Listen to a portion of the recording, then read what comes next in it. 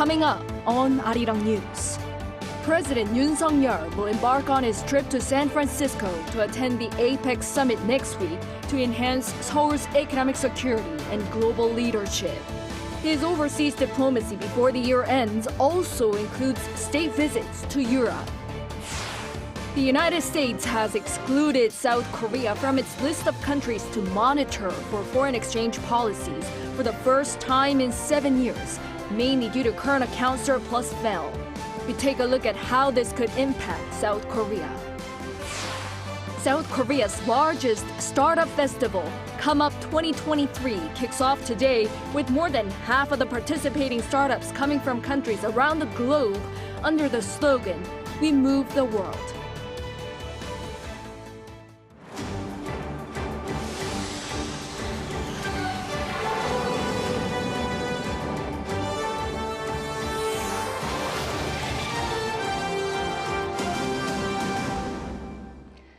Good evening. It's 9 p.m. here in Seoul. Thank you for joining us on Arirang News. We begin with President Yoon's trip to San Francisco next week. There he'll attend the APEC summit with the aim of increasing South Korea's economic security and global leadership. On the sidelines, President Yoon and Japanese Prime Minister Fumio Kishida are expected to give a joint lecture at Stanford University. His diplomatic engagements will also involve state visits to Europe before the end of the year. Our top office correspondent Oh Soo-young leads us off. President Yoon aims to increase Seoul's economic security and high-tech partnerships with like-minded countries, engaging in multilateral summitry in the United States and state visits to Europe. Yoon's office on Wednesday announced the President and the First Lady's upcoming trips, beginning with the Asia-Pacific Economic Partnership Summit. Arriving in San Francisco on November 15th, Yoon will attend official APEC sessions from the next day, laying out South Korea's role in global cooperation to make the green transition and support countries vulnerable to climate change. He'll also emphasize the need for multilateral efforts to strengthen supply chains and establish digital ethical standards amid the rapid evolution of artificial intelligence. The leader will also hold bilateral talks on the sidelines and engage with the local Korean community, as well as young people in high-tech industries. Japan's media reported that Yoon and Japanese Prime Minister Fumio Kishida are likely to hold a summit, with their offices currently in talks to arrange a joint lecture by the leaders at Stanford University. After returning to Seoul for the weekend, the first couple will head to London for a state visit, the first to be extended by King Charles III upon 140 years of bilateral relations. On November 21st, Yoon will attend official royal engagements, observing a guard of honour and a carriage progression to Buckingham Palace to meet King Charles at a welcoming ceremony and luncheon.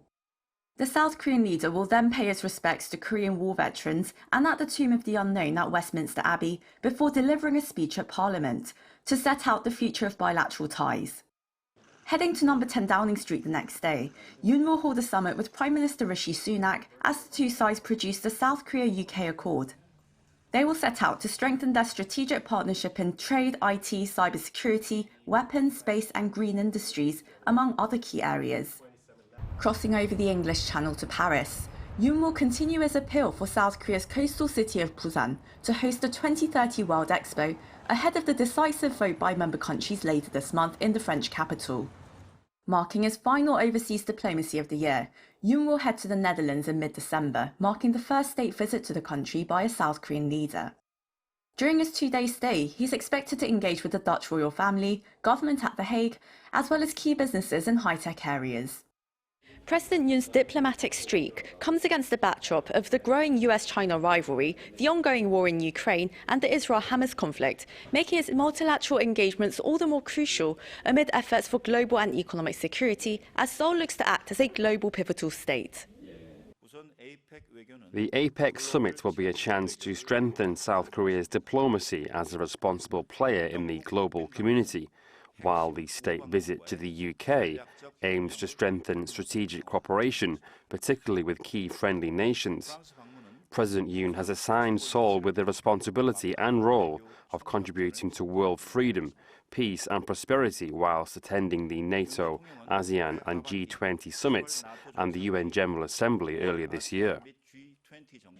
Yoon has held over 140 summits so far this year, with at least 93 nations according to the top office. Oh Soo-young, Arirang News.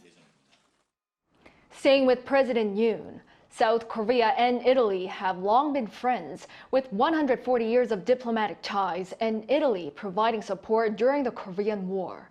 Today, the leaders of the two countries promised an even deeper relationship by working together in different sectors and space technology. Our Kim Do-yeon has the details.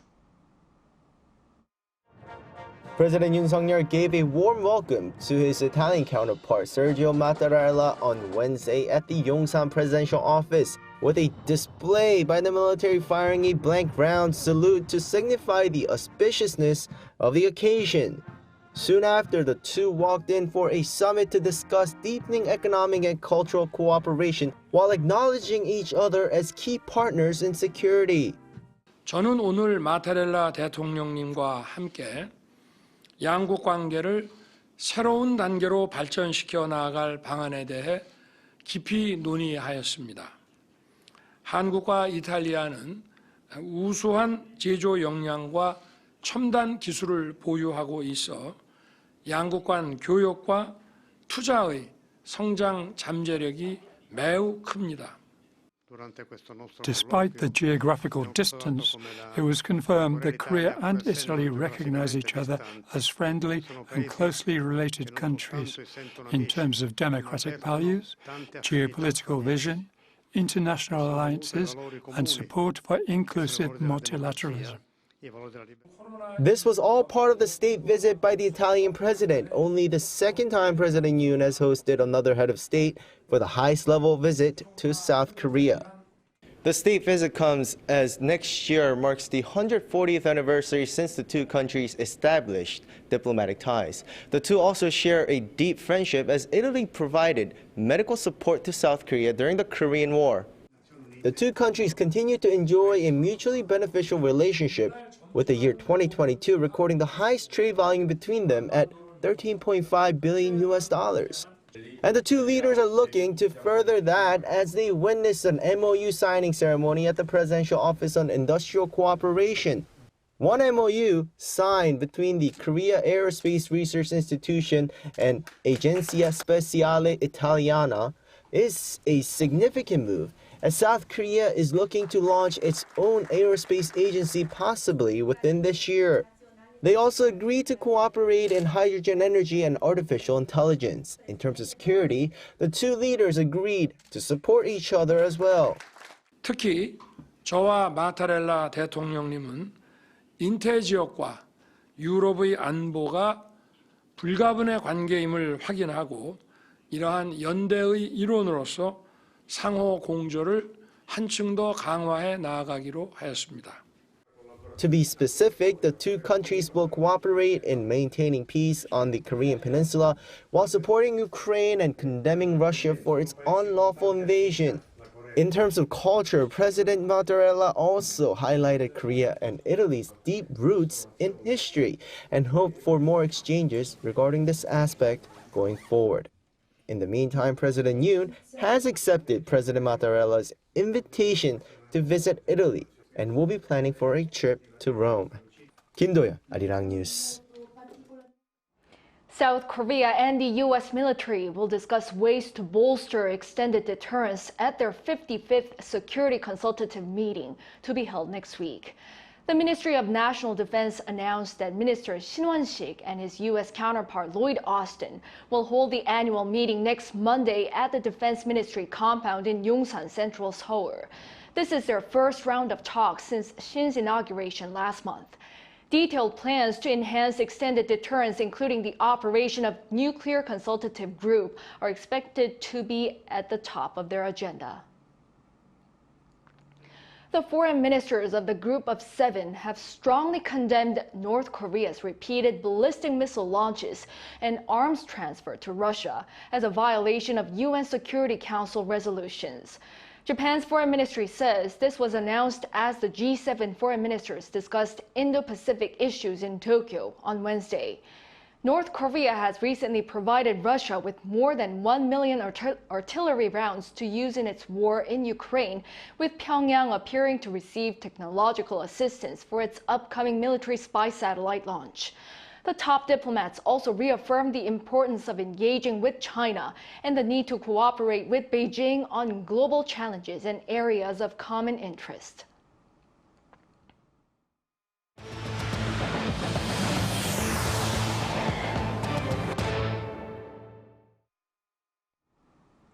The U.S. has taken South Korea off its watch list of currency manipulating countries for the first time in 7 years due to a fall in the current account surplus.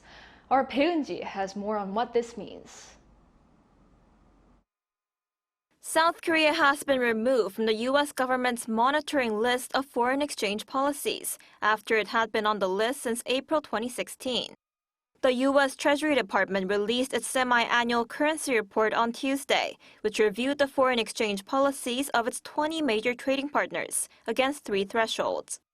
They include a trade surplus with the U.S. of at least $15 billion, current account surplus of at least 3% of the country's GDP, and persistent net foreign currency purchases of at least 2% of GDP over a year. Countries that meet 2 of the 3 criteria are placed on the monitoring list to check for exchange rate manipulation against the dollar. South Korea and Switzerland were removed from the watch list, while China, Germany, Taiwan, Malaysia, and Singapore are among the 6 countries that remain. Vietnam was also put back on the list. The Treasury's report said no major trading partners appear to be manipulating the rate of exchange. South Korea was taken off the list mainly because the current account surplus fell, as exports plunged, and this impacts the current account surplus. One expert says the U.S. latest decision is both good and bad news for South Korea. First of all, it shows the outside world that South Korea is now operating its foreign exchange market pretty fairly. So the positive aspect is that this increases Korea's credibility. But at the same time, because it means the current account surplus has significantly decreased, it also means that exports have not increased a lot. The same expert also explained that because South Korea's current account surplus will not be significantly increased anytime soon, it's likely that it'll not be back on the list for the time being. Peunji, Arirang News. South Korea in September logs a current account surplus for a 5th consecutive month, driven by recovery in semiconductor exports. Lower oil prices also played a role, making import prices cheaper. The trend is expected to continue for the rest of the year. Our Shin Ha-young reports. South Korea has managed to keep its current account in the black again in September. Preliminary data released by the Bank of Korea on Wednesday shows the country posted a current account surplus of $5.42 billion. This is the 5th straight month that a surplus was recorded, and it was even greater than in the month before. The surplus growth comes on the back of a recovery in exports and lowered global oil prices compared to the same period last year. The goods balance, which tracks imports and exports, saw a surplus of $7.42 billion last month, recording a surplus for the 6th consecutive month. The country exported over $55.6 billion worth of goods, an on-year decrease of 2.4% and the 13th straight on-year decline. By items, shipments of semiconductors are still below last year's figure, but the drop has been slowing down. On the other hand, the drop in imports was greater than that of exports, as the cost of importing raw materials dropped due to lower energy prices. A rise in dividend income from Korean subsidiaries located overseas also contributed to the current account surplus. Meanwhile, the services account, which tracks earnings and spending on overseas trips and transport, suffered an extended loss of $3.2 billion. Despite successive surpluses, the total surplus from January to last month is only around $16.6 billion, which is about 65% of the level for the same period last year. The BOK forecasts that the current account will continue to maintain a surplus in October and in the 4th quarter overall as well. The surplus in the 4th quarter is expected to continue thanks to improvements in the semiconductor industry and strong car exports. But there's a chance the surplus may decrease compared to the 3rd quarter due to uncertainties in oil prices and potential increases in energy imports for winter heating. He added that despite the uncertainties, the surplus for this year is expected to meet the bank's outlook of $27 billion. 신하영, Arirang News. South Korea's biggest startup festival, COMEUP 2023, began today with more than half of the participating startups coming from overseas. Our correspondent Lee Soo-jin also sat down with the Minister of SMEs and Startups to talk about how to help local startups go global. South Korea is ready for its startups to make their mark. The country's biggest startup festival, COMEUP 2023, which will be held across 3 days, kicked off on Wednesday under the slogan, "We Move the World." Now in its 5th year, COMEUP, hosted by the Ministry of SMEs and Startups, is focusing on helping startups expand into global markets and providing them with various business opportunities. For the first time ever, most of the participating startups, 60% in fact, are from overseas. Continuing the global networking drive that began with President Yoon's state visit to the Middle East, global startups from 35 countries will be in attendance, including a 180-member delegation from Saudi Arabia and the United Arab Emirates. To accommodate them all, there's a separate global zone set up, a new addition for this year. It stages company booths and country pavilions allow domestic startups to network and pitch to companies and officials from across the world. This year's COMEUP also features select local startups from various stages of development, giving them a platform to showcase their products. The festival also provides them with various opportunities for mentorship, networking, and investment. Arirang News sat down with the Minister of SMEs and Startups. She told us that this festival will highlight the strengths of South Korean startups. South Korean startups are being recognized for their superior technology. For instance, in this year's CES, a quarter of the Innovation Award honorees were South Korean startups. In a digital era where new technology and businesses are needed, South Korean startups are already garnering much attention. Also, this year's festival provides opportunities for startups to win what they need the most: capital. At this year's COMEUP, there are 160 venture capitals from both Korea and abroad in attendance. The minister added that she hopes that this festival will pave the way for more local startups to expand their business internationally, which will also help avoid business competition in the domestic market. Lee Soo-jin, Arirang News. Over in the Middle East, as Israel intensifies its ground operations in Gaza, its forces are now engaged in urban warfare, which could lead to even worse casualties on both sides. Our Choi Soo-young has the details. About 10 days after the expansion of Israel's ground offensive in the Gaza Strip, its troops are now involved in urban warfare. Prime Minister Netanyahu made an official statement on Tuesday announcing that the Israel Defense Forces, after encircling Gaza City, was conducting urban operations inside in its month-long offensive against Hamas. Gaza City is encircled. We are operating inside it. We are increasing pressure on Hamas every hour, every day. We have killed thousands of terrorists, above ground and below ground. Defense Minister Gallant also announced the same day that the IDF was now in the heart of the Gaza City. This is the biggest city in the central area of the Gaza Strip and is controlled by Hamas, which uses it as its main base. Gallant added IDF troops and combat engineers moved into the Gaza Strip from the north and south using armored vehicles and tanks. IDF spokesperson Rear Admiral Daniel Hagari said the IDF has hit more than 14,000 Hamas targets in the region, destroyed more than 100 tunnels, and captured 4,000 weapons which is said were hidden in civilian infrastructure. He reiterated Israel's stance of no ceasefire, despite international calls for a humanitarian pause in the fighting. With Israel's ground offensive in the Gaza Strip becoming official, the United States and Israel have expressed differences over the issue of Palestine governance after the war. Washington warned once more against the reoccupation of Gaza following Netanyahu's comments that Israel will have indefinite overall security responsibility there. National Security Council spokesperson John Kirby said President Joe Biden still does not believe that the IDF reoccupying Gaza is good for the country. Kirby said while the U.S. agrees that it's impossible, to go back to the pre-October 6th situation before Hamas launched its terrorist assault on Israel, the two allies don't have to agree on all operational strategies. However, the United States has repeated that it backs Israel's right to defend itself and will continue to provide support. Cho Hee-dae, Arirang News. Shifting gears, President Yoon has nominated Cho Hee-dae to be the new Supreme Court Chief Justice. The 66-year-old has served in the role before from 2014 to 2020 and is known for having conservative views. Since then, Cho has been working as an endowed chair at Seongkyungwan University Law School. This decision came a month after the opposition-controlled National Assembly rejected the Yoon administration's previous pick for the Chief Justice Lee Gyun-yong, marking the first such rejection in 35 years. The next step in the process will be a confirmation hearing, but no time frame has been given in that regard.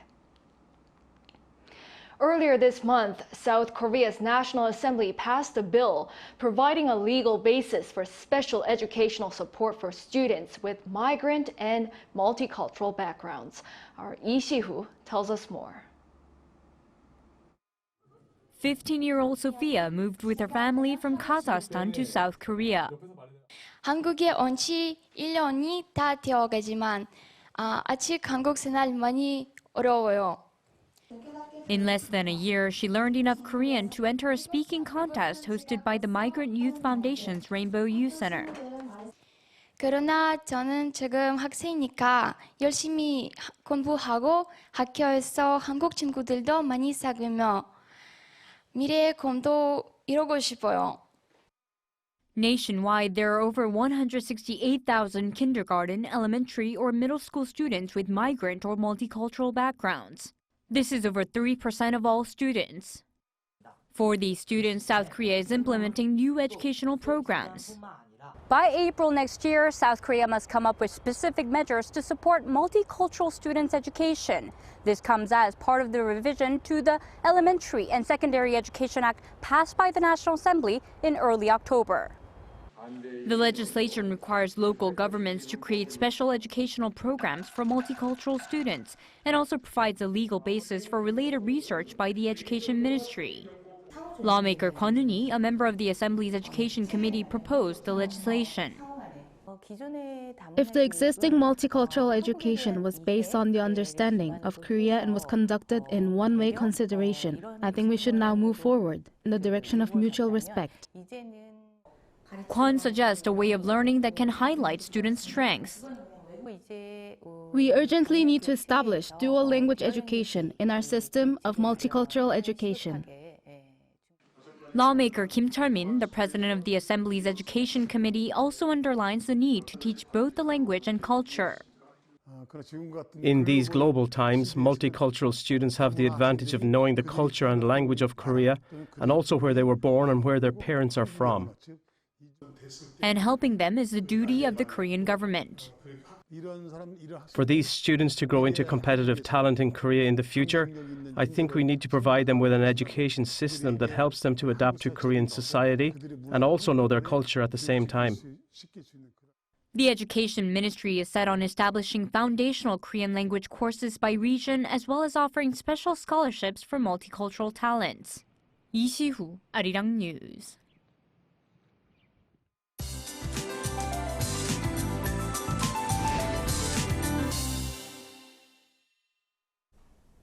Overall conditions will get a touch warmer tomorrow. Seoul will be about 5 degrees warmer than today at 8 degrees Celsius. Other regions such as Andong will be colder at 4 degrees Celsius, with highs jumping significantly. Keep in mind the big contrast in daily temperatures will follow. Occasional showers are in the forecast starting tomorrow daytime.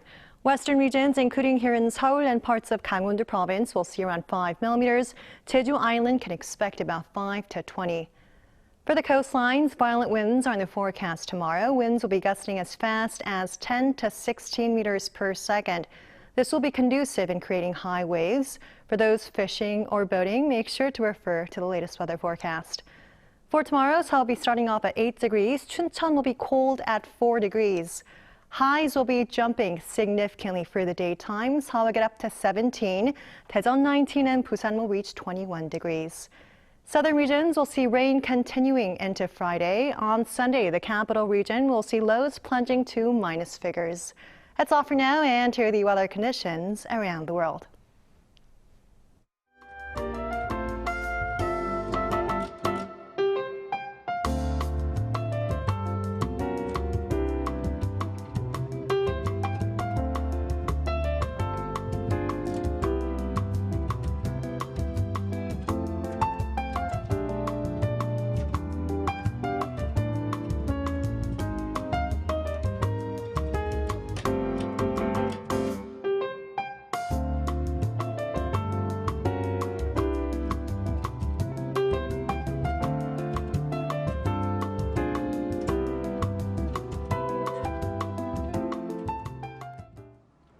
That brings an end to this Wednesday night newscast. Thank you for watching. We'll be back tomorrow with the latest news. Good night.